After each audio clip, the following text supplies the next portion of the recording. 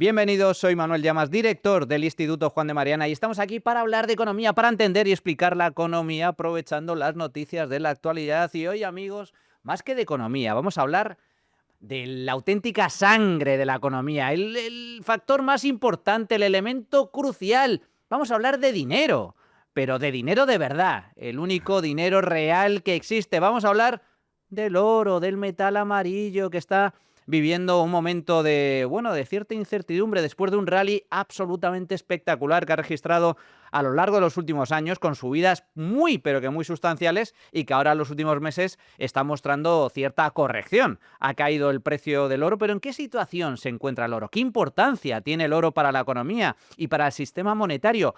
¿Es necesario invertir en oro? Y en tal caso, ¿cómo invertimos en oro? ¿Os acordáis del señor Solbes, el ministro de Economía socialista de la época de Zapatero? Pues bajo Zapatero, precisamente, el Banco de España vendió sus grandes reservas de oro, perdiendo un dineral, porque las vendió a precio de derribo. En fin, este tema es realmente importante. Y para abordarlo, como siempre, contamos con un gran experto, un gran conocedor en la materia, uno de los mayores conocedores del oro en España. A continuación.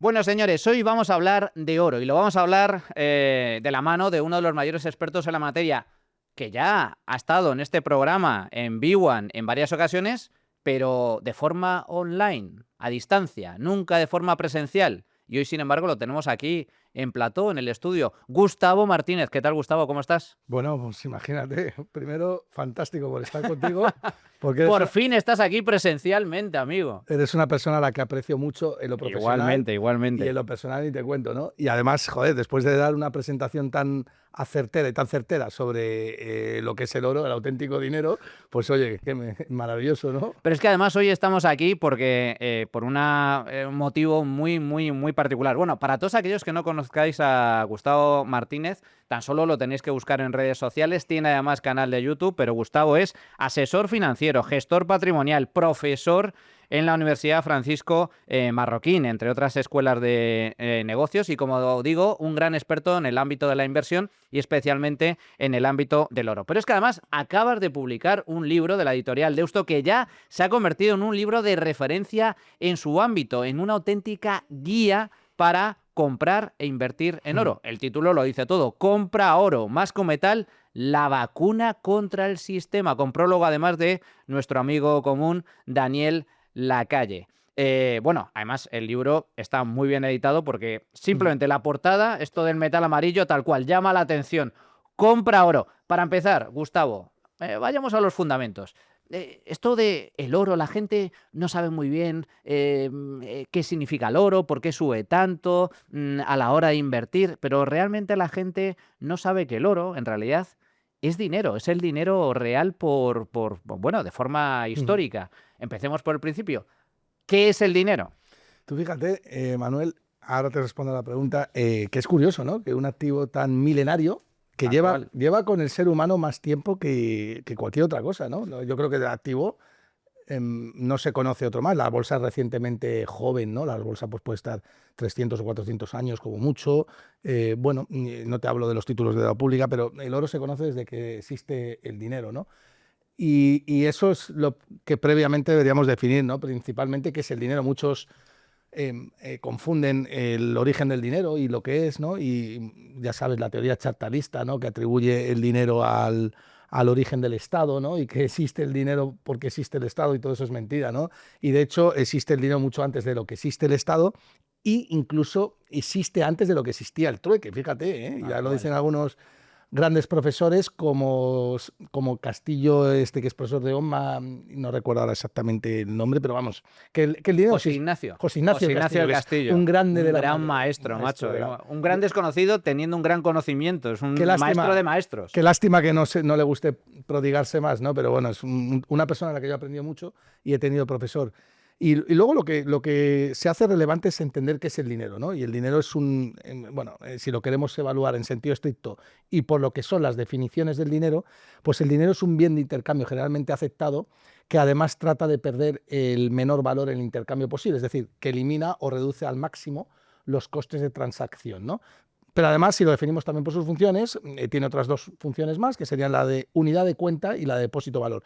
Unidad de cuenta, pues es digamos que el instrumento que te permite valorar y, por tanto, como puedes valorar y puedes medir el valor, puedes calcular económicamente El proyectos. famoso cálculo económico, que es Sí, la clave por la cual las economías planificadas fracasan. El efectivamente. socialismo fracasa porque al no haber intercambios libres y voluntarios, no hay posibilidad de tampoco hacer cálculos económicos, porque no hay precios y por lo tanto no hay Efectivamente. forma de hacer cálculo económico y la economía colapsa. Siempre y en todo lugar. La última vez en la Unión Soviética o Venezuela recientemente. Sí, señor, ese es el teorema de la imposibilidad del socialismo, ¿no? Efectivamente. Pero además es que tienes una unidad de cuenta que, como está en manos del Estado y está completamente manipulada, pues a la hora de hacer cálculo económico, pues lo haces realmente mal. Entonces calculas beneficios que son nominales y no reales. Entonces eso hace que los proyectos salgan mucho peor de lo que realmente deberían de salir, ¿no? Y luego tenemos la otra función, que sería la de depósito-valor, ¿no? Que es, bueno, lo que permite esta función es traficar o transar con valor en el tiempo. Fíjate que de las tres funciones que hemos hablado actualmente, la moneda fiat cumple una: bien de intercambio generalmente aceptado. Punto. No hay más. O sea, depósito-valor no es depósito-valor, no solamente no es depósito-valor, sino que es todo lo contrario. El que tenga moneda fiat tiende a empobrecerse de una manera cada vez más acelerada. Y, por supuesto, unidad de cuenta, pues sabemos que debido a la inflación es imposible medir con algo que no sabes lo que vale a futuro, ¿no?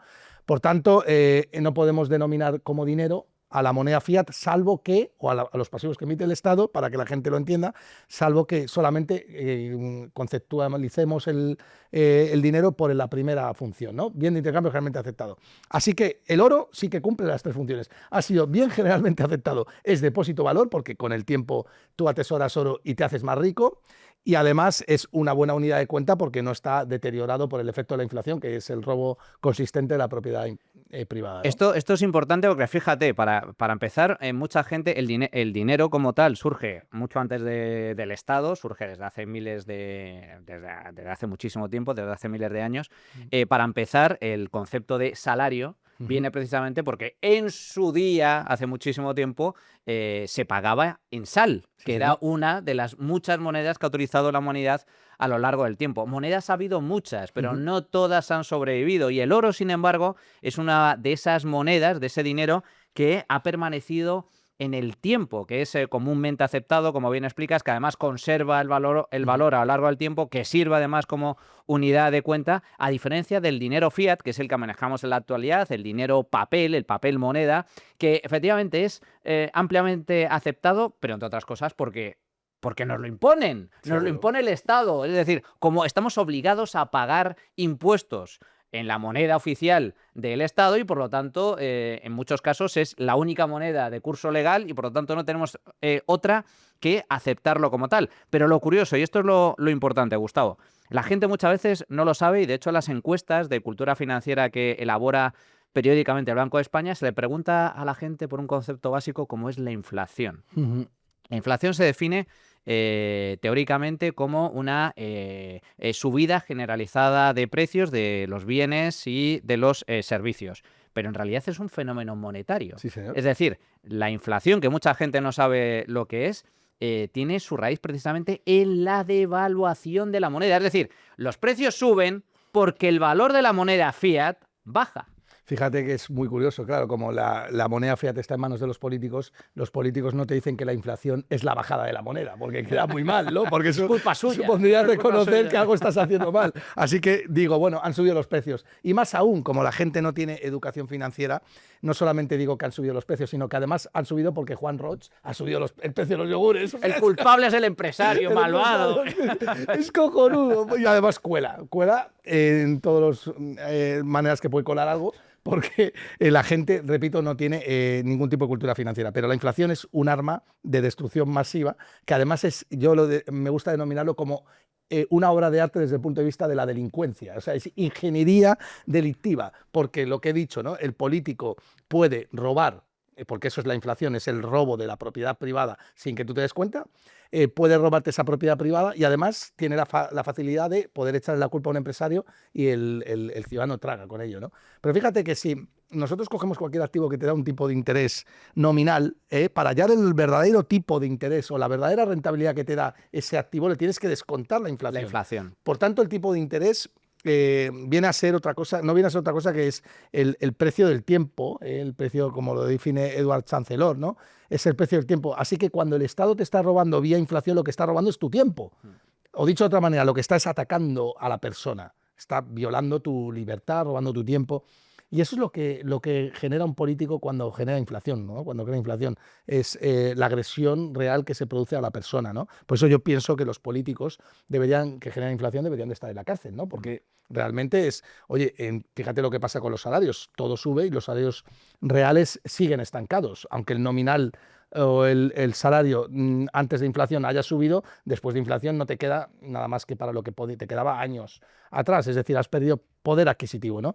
Entonces, contra eso, que es un ataque violento, pues la gente no lo entiende, no sabe perfectamente o no entiende cuál es el concepto real de la inflación, ¿no? Fíjate que mucha gente desconoce cómo funciona el sistema monetario. De hecho, en el ámbito de la economía es cierto que, digamos que el funcionamiento del dinero es uno de los conceptos más complicados, más complejos a la hora de entenderlo, pero para que la gente lo sepa, es decir, comentamos que el oro ha sido la moneda de referencia para el ser humano durante siglos, durante milenios, pero es que hasta hace muy pocos años la gente no sabe que sí, la moneda fiat como tal es un invento relativamente reciente, porque antes la moneda de los estados estaba anclada al oro. Es decir, el precio de la moneda se vinculaba al patrón oro, al precio del oro. De tal forma que tú podías ir con tus billetes de dólar o de peseta o de francos franceses y ibas al Banco Central y podías intercambiar. El Banco Central tenía la obligación de darte el equivalente en oro de esas monedas, pero eso se rompe con Bretton Woods en los años 70 y el valor de la moneda se desliga por completo del oro. Ya no tiene nada que ver con el oro. Tú vas al Banco de España, le dices al señor que está a la ventanilla, oiga, que tengo aquí 1.000 euros, deme usted el equivalente en oro, y se ríe en tu cara. Y dice, ¿pero usted qué viene aquí? Váyase usted al compra oro de aquí al lado. Yo no le voy a intercambiar, no tengo la obligación de ello. Desde entonces, desde que se rompe esta vinculación con el oro, Gustavo, el precio de la moneda papel, del dólar, por ejemplo, no es que se haya desplomado, es que ha perdido el 98% de su valor en los últimos 40, 50 años. Sí, porque decir el 100% es casi, ¿no? Pero fíjate lo que dices, es que al final hay que entender que lo que es el dinero, la moneda fiat, era dinero convertible en alguna commodity, en alguna materia prima que tradicionalmente ha sido el oro. Lo que tenemos ahora es dinero no convertible. Por tanto, como los emiten los estados y los bancos centrales, y es un pasivo del Banco Central porque está obligado a aceptarlo, lo que está haciendo el Banco Central cuando emite ese dinero es colocar deuda entre los ciudadanos. Por tanto, es un crédito fiscal que tiene el ciudadano contra el Estado porque tiene la capacidad de poder redimir esa obligación que tiene vía impuestos frente al Estado, ¿no? Entonces, ¿qué pasa? Que digamos que los presidentes, los políticos se dan cuenta de que no pueden prometer ad infinitum, ¿no? Sin incumplir sus promesas si están anclados a un activo real que sea fijo, o cuya oferta sea muy reducida, ¿no? No pueden, por así decir, no pueden imprimir a voluntad para gastar a placer, que es lo que le gustan a los políticos, es imprimir. Que no me llega, no es suficiente la recaudación de impuestos y además tampoco logro captar dinero mediante deuda pública porque no soy muy fiable, tengo una deuda muy elevada y ya no me prestan dinero los inversores o a unos tipos de interés muy altos, imprimo billetes. Esa es la fórmula que tienen los políticos más irresponsables de seguir gastando a placer sin ningún tipo de responsabilidad, pero eso lógicamente tiene un coste y es coste vía inflación, se devalúa la moneda y el que paga es el resto de la gente empobreciéndose, ¿no? Bueno, y además empobreciéndose de una manera brutal, ¿no? Porque fíjate lo que acabamos de contar, ¿no? En España los salarios reales llevan estancados más de 30 años. Es decir, la gente se ha empobrecido de una manera tal que bueno, nuestros padres en teoría pues tenían más libertad económica. Cuando digo libertad económica me refiero a que podían irse de casa, Podían comprarse una casa. podían comprarse una casa y, bueno, tenían que solicitar un crédito, pagaban 5 o 10 años, pero podían acceder a ese tipo de privilegios que hoy ya no se tienen, ¿no? Hoy es imposible, matemáticamente imposible que un joven se vaya de casa si no comparte con otros 5 o 6 desgraciados. Alucinante. Y esto porque ha pasado porque los salarios han permanecido estancados mientras que la inflación ha seguido creciendo, ¿no? Y uno dice, bueno, es que claro, es que tenemos un problema de vivienda en España. Obviamente tenemos un problema de vivienda porque hay socialismo, ¿no? Y cuando hay socialismo no se permite bueno, no se permite que haya lo que has dicho al principio, intercambios libres y por tanto cálculo económico y por tanto aumentos de la oferta e incentivos a la oferta. Es todo lo contrario, ¿no? La oferta se constriñe.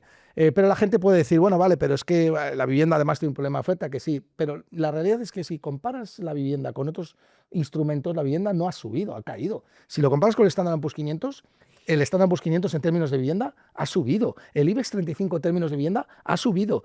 El oro ha multiplicado por 4 en términos de vivienda desde el año 2000. Es decir, lo único contra lo que ha caído la vivienda ha subido la vivienda es contra la moneda fiat, que es lo que estamos diciendo aquí. Y eso es lo que tenemos que huir. Por eso es importante comprar oro, porque comprar oro o cualquier activo real que sea, que no tenga una oferta fácilmente manipulable, ¿vale? Significa que estás, digamos, escapando de las garras del político, ¿no?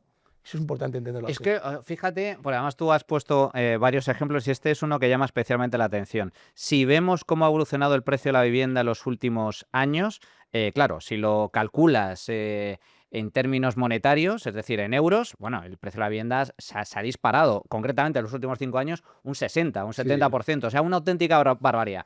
Pero si lo comparas, es decir, en oro ha caído. Es decir, es mucho más barato comprar hoy una vivienda con oro que hace 5 o 6 años. Sí, pero es que mira, fíjate, desde el año 2000, desde Es que alucinante. es alucinante. Pero la gente no tiene este dato en la cabeza, ¿eh? Y cuando yo lo he dicho mucho, Hay porque que repetirlo. hay que repetirlo, Hay que y me repetirlo. repito hasta la Repetir saciedad. hasta la Y me saciedad. han hecho memes, hay actores que me han cogido la esta y me han hecho memes para reírse de mí. Fíjate hasta dónde puede llegar la... El que ríe el último ríe mejor. Pero mira, Manu, con datos y números exactos. En el año 2000, cuando sale el euro, aproximadamente, la vivienda estaba a 1.000 euros el metro cuadrado en Madrid, ¿eh? Y en la onza de oro a $270. Hoy la onza de oro está a $4.200 y el metro cuadrado a 4.000. Es decir, 4 veces ha multiplicado la vivienda y el oro lo ha hecho 12. O dicho de otra manera, el oro ha multiplicado 4 veces en términos de vivienda. Entonces, ¿qué hubiera pasado si una persona hubiera cambiado sus euros por oro en el año 2000? Pues que hoy podría comprarse 4 viviendas más. Toma Sin ya. embargo, si hubiera mantenido los euros, no se compra ni el cuarto de baño de esa vivienda inicial del año 2000. Es alucinante. Esto lo decimos entre es risas, tú y yo, alucinante. pero No, es un drama. es un drama. Es un drama absoluto. Es un drama, es que te están jodiendo la vida, perdóname la expresión, No, te no, están total. robando tu vida. Total. Y no hacemos nada, ¿eh? Esto es importante recordarlo porque estamos comentando cómo se devalúa la moneda y la gente, sin embargo, Gustavo, muchos españoles, bueno, hay gente que no puede ahorrar porque o gana muy poco dinero. Es que realmente nos estamos convirtiendo en un país de pobres como ratas, Sí, como digo sí, yo. sin duda. Es decir, un país de tiesos. Porque vamos, en este país ganar 2.000 euros ya es una locura, pero es que como ganes más de 50.000, ya Hacienda te considera súper rico, ultra rico. 50.000 pavos es lo que gana un camarero de Wisconsin, pero no haciendo horas extras, trabajando 6 horas al día, solo con las propinas. 50.000 pavos es una miseria. Normalmente en Estados Unidos, lo normal, una familia normal, gana 150.000. 150.000 dólares. Ya no nos vamos a Suiza o a Noruega Sí, sí. o a Dubái. Bueno, pues en el caso de España, pobres como ratas, digo. Pero hay gente que, sin embargo, logra ahorrar, pero muchos, que esto es lo increíble del asunto, tienen más de 1 billón con B de euros depositado en el banco. Dinero en el banco. ¿Cómo le podemos explicar a la gente que está perdiendo dinero todos los años? Que está perdiendo dinero. Sí, es increíble el dato que das porque el ahorro privado de los españoles es de más de 1 millón de euros y casi de 1 billón con B, ¿eh? Y casi todo ese ahorro está en depósitos bancarios y en cuentas corrientes a la vista. Que no te dan nada. No solamente no te dan, es que se están depreciando por el efecto inflación. Es decir, te lo está quitando. Te el lo Estado. está quitando. Porque eso es, la inflación es el robo del Estado. Que la gente entienda que la inflación es un robo del Estado. Claro, lo que hace falta en este país es primero programas como el tuyo, muchísima educación financiera, toneladas de educación financiera, y luego a partir de ahí, cuando entiendes el concepto, cuando la gente como nosotros que decimos la verdad, bueno, pues la sigues y entiendes, interiorizas todos estos conceptos, pues lo que tienes que hacer es protegerte frente a todo eso. El sistema no va a cambiar, Manu, de la noche a la mañana. Esto va para largo. Sabemos perfectamente que el político tiene una capacidad para manipular bestial y que luego hay una parte de la población que legitima lo que haga el político siempre y cuando le caiga parte del botín robado, ¿no? Total. Entonces, lo único que te queda es proveerte de los instrumentos que te da el mercado para poder escapar de esa libertad. Yo, porque he escrito un libro sobre el oro, pero hay otros muchos instrumentos. Creo que el oro es muy eficiente. El oro desde el año 2000 sube a razón de un 12% nominal anual, que es más de lo que sube el Standard & Poor's 500, que paga dividendos, y esto no se dice apenas, es increíble.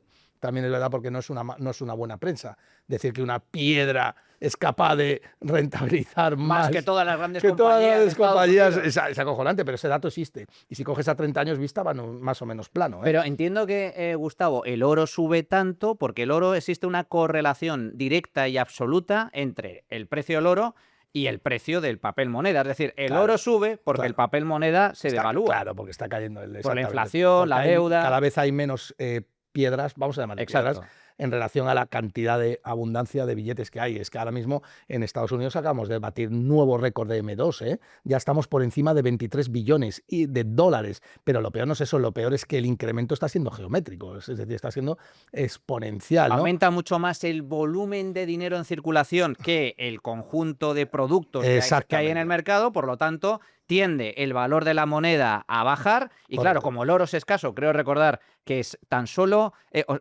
son datos que conviene recordar, pero no sé si son del todo correctos, corrígeme tú. Todo el oro que ha extraído el ser humano a lo largo de la historia cabe en una piscina, una piscina olímpica. Hay un dato que lo clava, que es en una pista de tenis con anfiteatro, en esta que te vas a ver a Rafa Nadal y tal. Ahí cabe todo el oro que ha descubierto la humanidad. Y se descubre o se incrementa esa cantidad del orden de un 2% al año. Un 2%, ya está cayendo. Ya está cayendo. Aproximadamente unas 4.000 toneladas anuales. Pero yo que tengo mucha relación con muy buenos mineros, ayer he hablado con uno y me dice que es que ya no hay yacimientos, que en 15 años se agotó, que no hay yacimientos, que no hay, que además se las están pasando muy mal para encontrar nuevos, que luego una vez que lo encuentras pone ahí pasta, que vete a saber por dónde vale, que se te puede inundar, que si te viene el político a decir que no, pero desde que eso pasa hasta que sale el oro y se refina, otros 10 o 15 años. O sea que al final es un bien escaso por naturaleza y claro, ante la escasez y como es un dinero real, su precio tiende a aumentar. Es un bien que de una manera orgánica tiene que subir. Correcto. Tiene que subir. ¿Por qué? Porque existe el ser humano. Es imposible que el ser humano no valore. Porque el valor no está en el oro propio, sino en el valor subjetivo que le da el ser humano. Y eso pasa porque es económicamente escaso y cada vez va a ser más. De hecho, me decía, hablaba yo con este minero ayer, el CEO el dueño, no es un minero, es el dueño de una mina, y me decía exactamente que, bueno, a ver qué era lo que me decía que se me ha ido a la cabeza. Bueno, que era complicado, estabas comentando antes, cada vez es más caro y es más escaso extraer. Sí, pero que era... no recuerdo ahora. Bueno, pero me decía una cosa que era bastante importante. Bueno, sobre todo que los yacimientos cada vez son menores, pero además que están encontrando muchísimas dificultades para encontrar oro por cada tonelada de piedra. Necesitas cada vez mover más tierra. Más tierra. Las leyes han disminuido. Y muchos dicen, bueno, pero es que la inteligencia artificial va a cambiar esto, no sé qué, tal y cual. O que incluso la tecnología es tan deflacionaria que va a hacer que la inflación se corrija y tal. Es mentira. Estamos en la época de mayor revolución tecnológica de la historia y es en la época que además coincide con una de las mayores de inflación de la historia. Es cierto. El político no... Es que la inflación, la gente tiene que entenderla como lo que es. La inflación no se produce de manera orgánica e inorgánica. La inflación es provocada por el político y el político no va a cambiar porque la tecnología sea revolucionaria. Todo lo contrario, el político va a aprovechar esa tecnología para utilizar mayores armas. Entonces, ¿qué va a pasar? Si hay 100.000 o 200.000 despedidos al año pues que el político va a hacer rentas básicas y va a generar inflación. Total, ese es su gran incentivo con el fin. Al político en realidad lo que le interesa es tener a la gente más o menos en la ignorancia, Sí. cuanto más menos informada mejor, porque es más fácil de manipular, y sobre todo empobrecida, porque de esta forma depende de las paguitas, de los subsidios, y esto le permite al político de turno generar clientelismo político. Es decir, yo te doy una paguita y tú a cambio ¿qué vas a hacer? Pues me vas a dar tu voto y por lo tanto tu alma, y vas a depender de mí, de las migajitas que reparta. Por eso es tan importante tener conocimiento, tener un conocimiento básico. No se requieren grandes conocimientos, pero saber lo básico, qué es la inflación, qué es el dinero, qué es el oro, cómo invertir en oro, cómo hacer rentable tus ahorros, que no solo vale con ahorrar. Ahorrar es importante, es fundamental, pero ese ahorro no vale de nada si no lo inviertes y por lo tanto no te lo come la inflación. Porque todo el mundo es capaz de alcanzar la libertad financiera o al menos avanzar hacia la libertad financiera. Por eso las sociedades que son ricas son más difíciles, por así decir, de manipular. A un suizo que tiene un patrimonio de 1 millón, el suizo normalito, de todo 1 millón, pues claro, le preguntan en referéndum, ¿está usted a favor de subir el salario mínimo? Y como sabe de lo que habla, dice, no estoy a favor, hay que eliminar el salario mínimo. Eso se hace aquí en España y bueno, te dicen, sí, salario mínimo a 10.000 euros, con lo que supondría la desaparición del mercado. Qué envidia, no, pero es que además no es un suizo, es que es el 80% de los suizos. Pero fíjate lo que es un país rico frente a un país pobre. O sea, digamos que la naturaleza de un país pobre es la falta de educación financiera. Tal cual. En el momento en que hay educación financiera, hay, digamos, preocupación por proteger y hacer crecer tu riqueza. Claro, en un país pobre donde no hay riqueza, pues es muy fácil comprar el demagógico mensaje de, venga, se lo quitamos a este, que todos tenemos que ser iguales y tal, ¿no? Esas chorradas, ¿no?, que han vendido durante tanto tiempo. Fíjate, antes de entrar un poco en el tema del oro, pero muy rápido, estamos hablando de cómo se devalúa la moneda. Esto tiene mucho que ver con la política, con el Estado y con los bancos centrales. Los bancos centrales, Gustavo, para ti, ¿qué son? ¿Héroes o villanos? Porque normalmente los bancos centrales salen el Banco Central sale al rescate de la economía, al rescate de las empresas. ¿Esto es así? ¿Son héroes o villanos?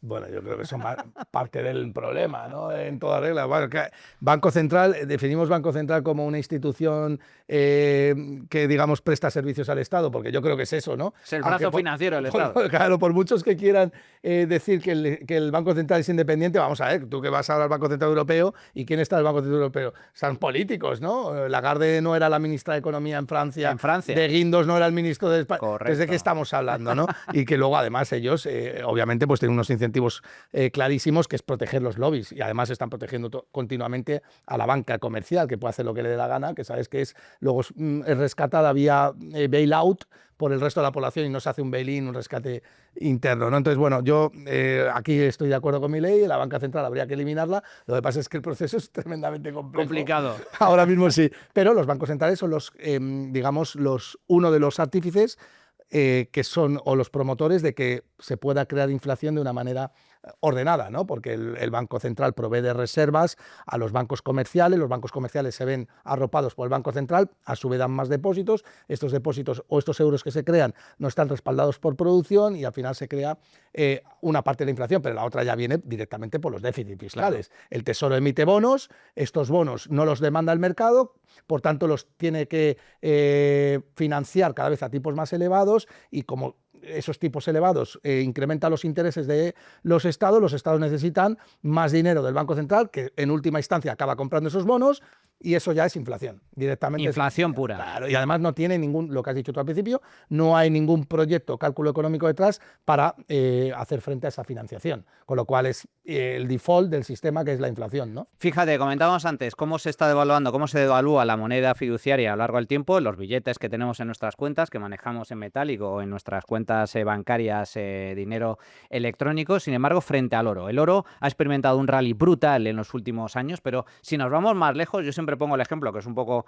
sencillo, pero que es fácil de entender, de que se puede comprar con la misma cantidad de oro, a día de hoy se puede comprar un coche o un buen traje con la misma cantidad que los romanos podían comprar hace más de 2000 años una buena túnica o un buen carro con caballos. Hasta ese punto. Por eso el dinero real es el oro porque, entre otras cosas, como bien comentabas tú al principio, Gustavo, que tiene las 3 características esenciales del dinero, una de las más importantes es que es depósito de valor. Es que su valor a lo largo del tiempo, durante mucho tiempo, se mantiene más o menos estable. ¿En qué momento estamos en el ciclo del oro en la actualidad? Porque después de una subida brutal hasta rondar los 5.000 euros por onza, ahora se ha producido una corrección, 4.200 actualmente, pero tú, desde tu punto de vista, ¿en qué momento se encuentra el oro? Una corrección, Manu, que además a ninguno nos sorprende, aunque es verdad que se había creado un FOMO al principio, yo el primero que he calentado.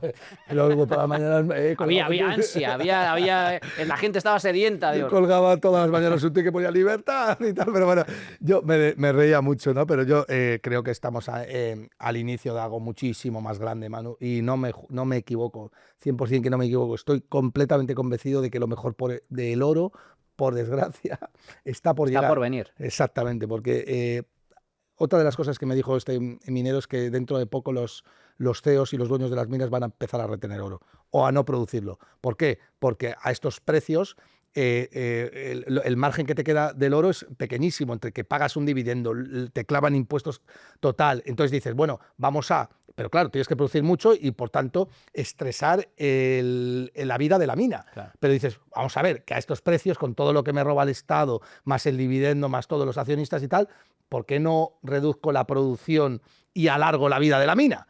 Teniendo en cuenta que cada vez es más escaso esto, porque claro, al final todo el mundo sabe que dentro de 15 o 20 años te quedas sin oro. Entonces eso va a producir también, eso es como si viniera un actor importante del mercado y te comprara el 20% de la producción de golpe. Claro. Eso va a producir, creemos que eso va a ser otro de los grandes catalizadores.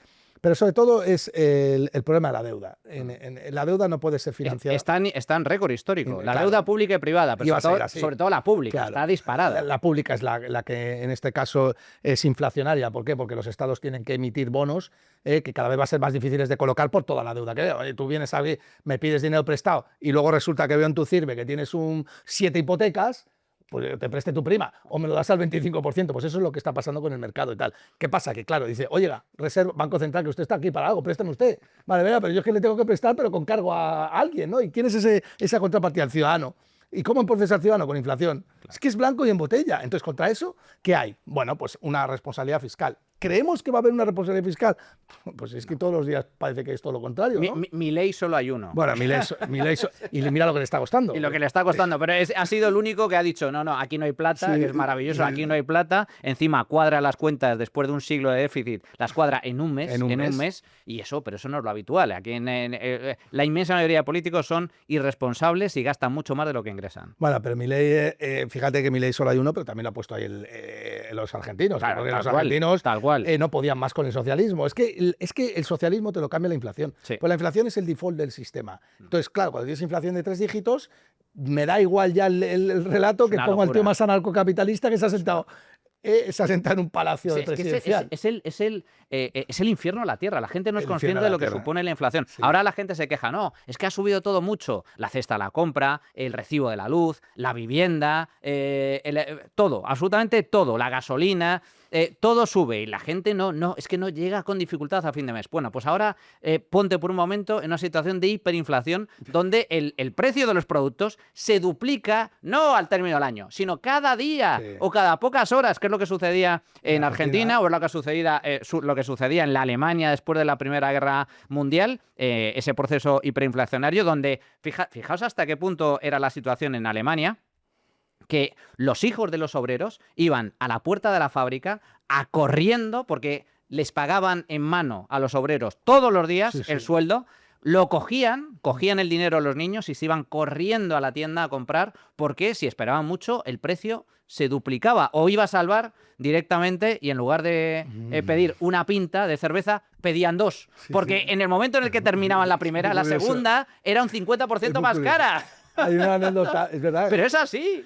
coger un taxi era muchísimo más barato porque el autobús lo tenías que pagar upfront. Y el taxi al principio. Claro, el taxi al final y ya se había depreciado tanto el dinero que en términos reales equivalía mucho menos. Es terrible. Pero fíjate la República de Weimar, de la que hablabas tú después de la Primera Guerra Mundial, que un dólar se llegó a cambiar por 4 billones de marcos. De marcos. O sea, el salario lo tenían que pagar 3 o 4 veces al día porque, claro, lo que tú te habías comprometido ya no valía. La gente con carretillas de dinero para comprar una onza de pan. Y no hemos aprendido. No hemos aprendido. Y curiosamente, en esa época, claro, en los momentos de crisis, se hacen las grandes fortunas. Sí. Y había gente que en lugar de marcos tenía oro. Sí. Y compraban, o sea, claro. esto está en los libros de historia, con una onza de oro te podías comprar una manzana entera, un edificio entero de casas en Berlín. Además fue una locura lo que multiplicó el oro. Brutal. Una locura. Bueno, y además es que siempre lo hemos vivido por eso. Entonces, obviamente no creo que lleguemos a una situación de hiperinflación porque es muy complicado, pero no hace falta. Es que como la inflación es acumulada, ¿qué más da, Manu? Un 2, 3, 4% al año, dentro de 10 años, has perdido la mitad de tu dinero. Pero es que eso es un 2, es mentira, es que no hay un 2, es que la inflación no se mide, se padece. Correcto. Y esto de que pero tú de verdad tienes la desvergüenza de decirle a un chaval joven que no se puede ir de casa que la inflación es de un 2,5. Dice, pero si el alquiler ha subido un 15, ¿qué me está usted contando? Bueno, la inflación ¿cómo la mide usted, no? Pero esto es importante porque en tu libro también, Gustavo, hablas de los indicadores económicos y su relación con el oro. El oro, en este caso, no solo funciona como valor refugio para mantener y conservar el valor de tu patrimonio, de tu dinero, sino que también actúa como gran canario en la mina. Cuando el precio del oro sube, es que algo malo está pasando a la economía. Es un termómetro del sentimiento del mercado, claramente, ¿no?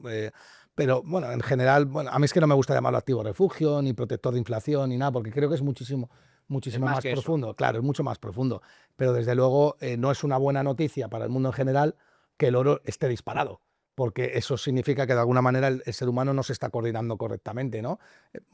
Yo prefiero llamarlo, a mí me gusta mucho utilizarlo como un protector de incertidumbre. Eso sí, ¿no? Cuando el ser humano tiende a tener incertidumbre, no sabe lo que va a pasar con ciertas cosas, corre y se protege en oro y dice, bueno, yo aquí estoy tranquilito, seguro y tal. Y además es algo innato, ¿eh? El ser humano eligió el oro como punto focal, de modo y manera que si coges a 4 tíos en Francia, en París, y les dices, oye, a cada uno de vosotros os doy 1.000 euros y me decís si quedáis en un punto dentro de una hora, pero sin saber dónde va a ir el resto, sino simplemente lo tenéis que intuir. Todos irían a la Torre Eiffel, ¿no? Pues eso pasa también con el oro. Dice, oye, esto es valioso, esto va a coordinar valor en el tiempo, ¿no? Esto es importante porque para todos aquellos que, todo el mundo tiene algo de oro en su casa, ¿no? Mucha gente, pues los pendientes, los collares y tal, pero también el tema psicológico. Es una pena, te tenía que haber pedido que trajeras alguna moneda de oro, algún lingote. Un lingote ya son para los mayores. He comprado estos, con las correcciones he ido comprando un poco. Sí, pero es interesante porque para todos aquellos, os animo a hacerlo, cuando tocas el oro, lo tienes, mola mucho. Es que dices, caray, esto aquí no sé por qué, pero esto es algo muy valioso. Yo te digo una cosa, una anécdota a propósito de eso que me parece que viene muy a colación, ¿no? Mira, estuve en Argentina hace unos meses y, fui a visitar una mina, el CEO es amigo mío y entonces, me puso un lingote. Eso no lo suelen hacer los mineros, pero como yo tenía cierta repercusión, dice, venga, lo vamos a hacer y tal. Y me puso un lingote de 4 millones de dólares. ¡Wow! Un lingote era una cosa así, pesaba 10 kilos. Me lo puso aquí. Y yo me quedé así con cara de subnormal durante unos segundos, o 10, 15 o 20 segundos así. Y me dice, bueno, te has quedado como paralizado. Él se estaba escojonando porque es una situación que se repite mucho, muy común entre todos. Y yo la sensación es como cuando me pusieron a mi hijo por primera vez me quedo así. Digo, yo estaba esperando a ver si hablaba el lingote. Digo, lo mismo, se pone a llorar o tengo que poner. Y el tío se descojonaba de la risa porque les pasa a todo el mundo. Esa situación de boquiabierto, de atontado y tal y cual, solamente se da con eco. Es cierto. Importante. Es muy curioso. Importante eso. Bueno, compra oro.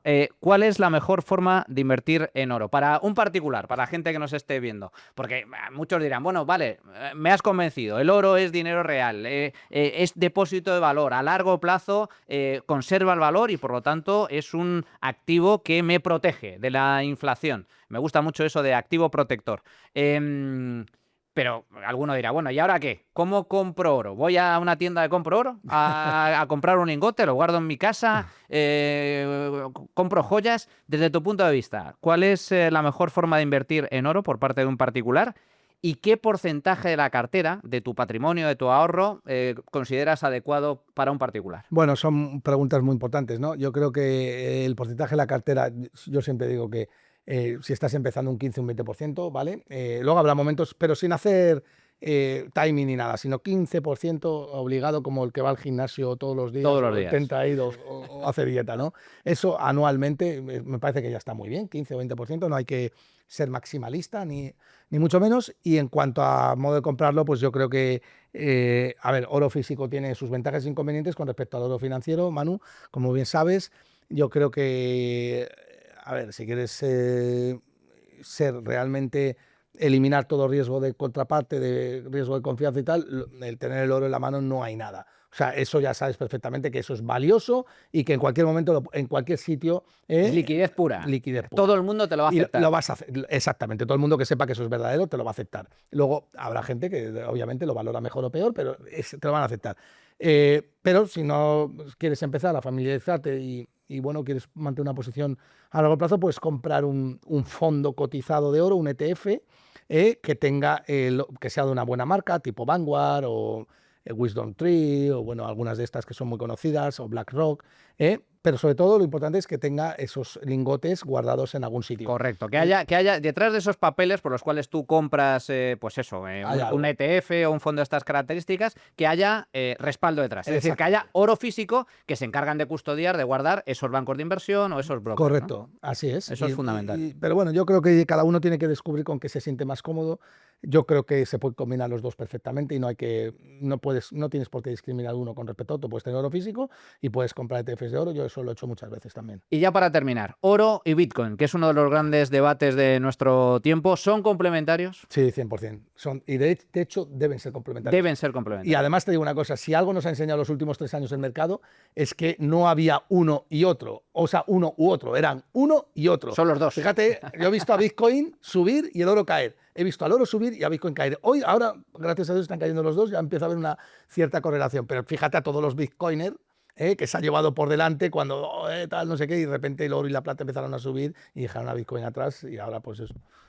Oro y Bitcoin. Oro y Bitcoin. No es excluyente, es complementario. Exactamente. Pues Gustavo Martínez, como siempre, un auténtico placer. Libro absolutamente recomendable para todos aquellos que quieran entender cómo funciona el dinero, qué es el dinero real, qué es el oro, cómo invertir en oro de la mejor forma posible.